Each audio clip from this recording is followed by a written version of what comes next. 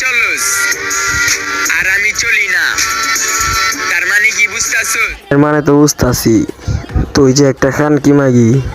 খানকি মাগির কোনো পরিচয় থাকে না, এটা হলো পরিচয়হীন খানকি মাগি। জাগো মা বাবার কোনো ঠিক ঠিকানা নাই। যদি মা বাবার ঠিক ঠিকানাই থাকতো তাইলে বাংলাদেশে এত খানকি মাগি হইতো না। হারাই নাই, আসি রে আসি, খেলা আবার দেখামু। আছে রে আছে, খানকি মাগি এখনো আছে। খেলা দেয় আইব হোটেলে যায়, যে দেখবা হোটেলে চলে যাও।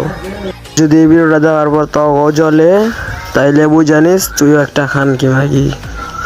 जलवा है हमारा।